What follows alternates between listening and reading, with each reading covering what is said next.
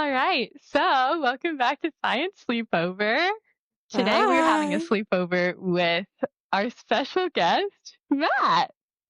Hey everyone, glad to be Yay! here. Okay. So, Matt had this really cool idea about talking about biohacking, which I had only heard of in the sense of like that one really old guy who uses his young son's Brian blood. Johnson. Yep. Yes, it's so much more than that. Lauren, do you want to talk about it? Well, I had not really encountered biohacking at all. I didn't know about the man and his young son's blood. I'm Um, sure he'd call himself doing more than just the blood transfusions, but that's certainly the most dramatic of the things that he's doing. yeah, that's interesting. Yeah. I did a little surface level digging into what biohacking is. And it's just in general terms, a way that people want to hack their biology, which can have many reasons. They want to fix things that they perceive as flaws, or using science to have a better control over their health. The article that I read, I thought was funny in its wording of that one too, because it said increase their perceived control over their health. Thought that was an interesting specification. And then the last point, and the one that I think that it sounds like got kind of the topic brought up, was people trying to extend their lives using means of biological sciences. It's one of those things that, I think healthy living and fitness and nutrition, all that has definitely, for good reason, been, I think, a trend recently. And I'm not at all saying that's a bad thing.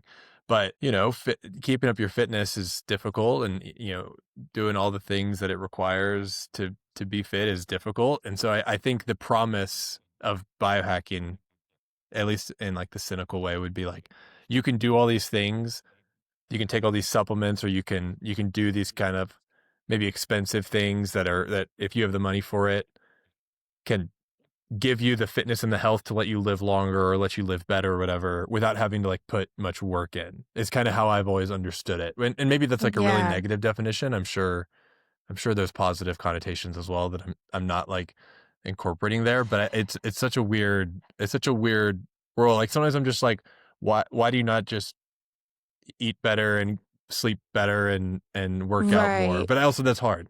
But Yeah. the thing is, though, like when I was looking up biohacking examples, people are like getting 8 to 10 hours of sleep every night is biohacking for people. Well, Which, yeah, yeah, and some that's of the just stuff healthy that I sleep. found too, I was talking to Rachel earlier today too, and I kind of told her I found out that we have been biohacking all along and we didn't even know. And I told her I was going to surprise her with what that is. I've on the article that I found, there's like kind of some different categories of biohacking, right? And one of them is prescription drugs and pharmaceuticals, and ADHD medication is considered biohacking. I Okay. found that out Yeah. today. Does that So count as we've been doing that. biohacking if you have ADHD, or is it like people who use ADHD medication, I guess, to focus better if they I don't have think it? really either Okay. is considered biohacking. Because again, I've kind of found there's like almost this like weird gray line of biohacking where it's in the context of just doing things that are beneficial for your health, and then Sure. biohacking in the form of doing this like excessive amount of stuff that is not necessarily maybe proven to help or not for any like condition that you particularly have. And I don't know if you guys know who Dr. Mike is. I think he's pretty prolific influencer. I saw I a know video Dr. of him Mike. talking about that. Yeah. Yeah, I knew you'd know Dr. Mike, Rachel.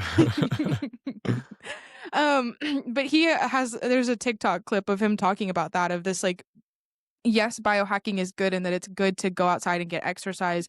But then there's this negative side of it of, okay, well, you're also now so concerned about your health and preserving your bodily function and living to a long, old age, that now you're not participating in sports because you are so, afraid of injury from exercise.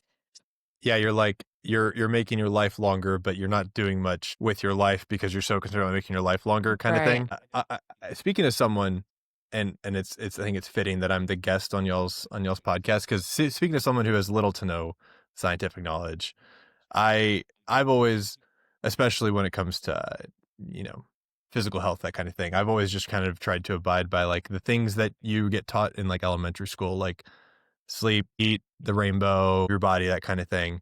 Um, and I'm sure that's an oversimplification. So was there anything that y'all like stumbled upon during this where it was like, that's kind of like a weird idea, but it actually makes a ton of like scientific sense and that would make sense why you'd want to do this? I I don't know didn't that really. I don't know that I came upon a weird idea, but there was this article that came out like a few months ago that said that menstrual cycles affect how often women tear their ACL, or like Oh, wow. women are more likely to tear their ACL because of menstrual cycles. And so I kind of wanted to get into like, what are we doing to combat that? Like, what can female athletes do? Like, I would consider that for sure biohacking. And there was one study that showed that taking oral contraceptives does decrease the incidence of ACL tears in female athletes, which it's crazy. But if you think about it, it does make sense, because the time when you're most likely to tear your ACL, or any ligament really, Hmm. um, is right before you ovulate. So you're preparing this womb Really? for a child. Yeah. And so Yeah. you're kind of taking energy out from where it could go into your muscle or could go into fortifying your own body. You're putting it into Hmm. building a womb for a baby. And they said that estrogen just makes ligaments looser. Mm-hmm. So I don't know the science behind that, but I really don't know much, and this is ancillary, more just an additional thing. The thing that I had heard, I've definitely heard in the sports world that, women athletes are more prone to, well, specifically, honestly, tear their ACL because what the explanation that I had heard, which was separate from this, was that like the the way that the female body is shaped, it basically like when you are like the example was like basketball, like when you're jumping for a layup or you're like cutting from side to side, that it puts your knees at more of a dangerous or a prone to get injured position. And that was just purely like the anatomy of how the leg is set up and how it like mm, connects to the hips and all that. Um, I can't say I'd heard about any of this. I didn't hear about the anatomy of a female body, but I do think, yeah, like our hips are different, and it would make sense that knees are different too. Yeah, it is super interesting. What did you come across? On biohacking, again, I think it's a little bit hard for me to answer like what are the things that I think are scientifically proven that I came across. Some of the really interesting things are like that people are doing that seem a little bit crazy, but like in my dumb non-science brain make a little bit of sense. But even though they are still crazy, like even the blood transfusion thing, it's like blood is the key part that keeps the body chugging. And so if you can get quote unquote healthier or better blood, like I understand why that would be a thing. I've also seen a bunch of, this is like back to the athlete side. I've seen a bunch of athletes doing the like hyperbaric chambers where Yeah, it's either more oxygen or less oxygen. I don't know, more. but okay, it's More, more yeah. oxygen where I guess they're spending time in it and it's increasing their performance. And I'm sure something to do with like red blood cells or something.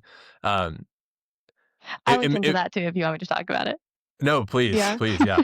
Okay, so it's just like high pressure oxygen, because what we're breathing right now is not all oxygen.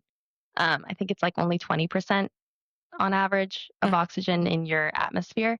And so you get in this chamber and it's 100% oxygen and it's at a higher pressure. So it kind of just pushes itself into your lungs. I don't, I would wonder, and again, I don't know any scientific backing about this part, but there is such a thing as like oxidative stress too. I kind of oh, with mm, all of this kind of stuff too, and going back to the ACL thing and the contraceptives too, like yeah, contraceptives could be a great biohack for preventing ACLs, but we also clinically know contraceptives are putting you at higher risk of a lot worse things like a stroke. Like that is what's becoming very interesting about this stuff to me. and there is such a thing as oxygen saturation limit, which is like all your, you have 100% oxygen You're full. in your body. Hmm. And most people can reach that just like this. So most people don't really need a hyperbaric chamber. But I'm not sure what like a really hard athletic LeBron James type of workout does to your oxygen levels. So maybe he needs it. Yeah, yeah. It's hard to know. I mean, they always talk about, athletes are playing longer and longer nowadays, and we're seeing players play until their 40s, and they always credit it to like all these medical developments, sports science. And I'm always curious, like which ones really moved the needle, or was it all of them? Like, should we all be doing everything that the athletes are doing? But maybe Well, not. To your point, maybe they only need it if they're training really hard. yeah. Something else too that like football season started recently, which is the bane of my existence because my husband is too into football, so I lose him for a couple months. But the Guardian helmet too, like stuff like that also scientifically makes sense to me. Rachel, do you know about the Guardian helmet? No, of course I don't. It's like over their football helmet. It's like this big padded helmet. You should look up a picture of it. Over their football helmet. Yes. And they wear it to prevent concussion. And like that makes sense. Like that's a Do they only wear biohacking it at thing. practice? Some of them wear it 2 games. Some of them wear it only to practice. So I have been told. I don't keep up with football that closely, but there was a game on this weekend where one of them had on a Guardian helmet. There's also What? that thing that they wear around their neck too. Do you know what I'm talking Is it about, a Matt? necklace? No. There is also some other kind of like concussion preventative, and it made sense to me where it is supposed to give some kind of compression to the blood vessels or something in your neck to prevent concussion, and I wish that I could remember the name of it, but I can't. But stuff like that, I kind of wonder, does that fall under biohacking, or is that more like football pads is like safety? Where are we drawing the line at what's biohacking and what's just safety precaution? Yeah, it might be the line you could draw could be like, is it someone trying to like change just their biology, or is it something that's like on the outside? Equipment, I think you could just call that, yeah, safety precaution. But it is, I mean, it is affecting their biology in some extent, so I don't think it's crazy. I remember there was this one thing that it was like in the late 2000s, maybe early 2010s, that athletes were wearing that was definitely like biohacking vibe before that was like a term. And it was this like, it looked like a sweatband, like a small sweatband, and it had like a little, almost like a stone or medallion or something on it. And Oh, do you guys know what I'm talking about? it was supposed to like improve your balance, right? It was like a magnet or something. Yeah. Yeah, it was something like that. Yeah, it was called Power Balance. Okay, it says an original brand of hologram bracelets that was claimed to use holographic technology to respond to the natural energy field of the body and increase athletic performance. So that feels like kind of biohacking-y, where it's like, I'm going to try and use this thing that like, Yeah. it's not putting anything in my body. It's not like a safety thing. It's just like, yeah, it's just the natural energy of the body, which I feel like when you start invoking terms like natural energy, not to poo-poo on a whole world of study, but when Yeah. that's your marketing term, you're probably in like, this is a little too hacky and a little less bio. Yeah. I'm curious, do you guys do anything that you think is hacking your biology? I can go Taking first a because I was Ritalin every thinking about it. morning. No, a different thing. I was thinking Caffeine was about it. also listed in that article, by the way. So if you drink caffeine, allegedly you're biohacking. Boring. Okay, Like, if it's everyone's drinking caffeine, caffeine.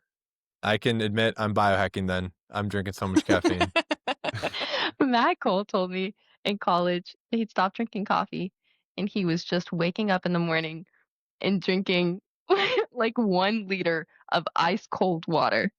And that was I waking him up in the morning. I did try that. I did unfortunately go back on that because honestly, I think that was good practice. But I Oh, did go yeah? back on that. I did go back on that Good when I practice started. for what? I feel like that's better than drinking a bunch of caffeine. I don't know. That Okay, feels better, but I don't do it anymore. Maybe after Yeah, this you we'll win start some, you doing lose that. some. I was gonna say, I was thinking about stuff that I just do, and I don't really pay attention to like expiration dates on certain food items. Something's got mold on it. A Yep. little bit of mold. If the food's trying to tell you, if it smells, if the food's trying to tell you it's bad, then it's bad. Otherwise, That and like eating food that's fallen on the floor or like sidewalk even. might even be better off the floor. You know. Yeah, I I think it's can't wait to building my find out immunity how you eating food off the sidewalk is biohacking. because it's building my immunity. I'm changing my biology into being more resilient into Mm, being tested more before I get to a point in my Mm, life where they haven't been tested, they've forgotten sure. all their smarts. This sounds like my that's mom's fair. justification for letting us play in the dirt, and, like, we'd eat the dirt, and she'd be like, "Ah, it's building their immune Yeah. system." You probably have a really strong one now. 2 things the 2 things that I do that are kinda well, they're a little biohacking. One I do consistently, one I do very rarely, but it's still weird enough that I think it's worth bringing up. The one I do every day, which actually immune systems, to we're speaking about that, this is on that train. I take this supplement called elderberry, which is just Uh-huh. like yeah, just an immune support supplement. And it might be placebo, but I'm a huge believer that it helps with my immune system. And I haven't been sick in a little bit, knock on wood, since I've been taking it. And then the other thing that I do, and I do this much rarely because it is weird, but I'll tape my mouth shut when I sleep. And that's one of those things that like I feel like some of I've the tried that. Yeah. yeah, it's weird and it looks weird. But I do think it helps with sleep. I don't know. Clearly I don't do it enough. Or clearly I don't believe in it enough to do it that much. Yeah, I have not been able to commit to that one, but I want so badly to be able to do that every night because I do feel like if I could consistently do it, I would feel better because I am a person that sleeps with my mouth hanging wide open, and I just feel Yeah. like that probably causes me problems. No, I I'm also the take same. melatonin sometimes. I don't know if we would consider melatonin biohacking. Yeah, Consistent sleep schedule I was think something so. that we talked about. Yeah, you're kinda changing your circadian rhythm, for sure.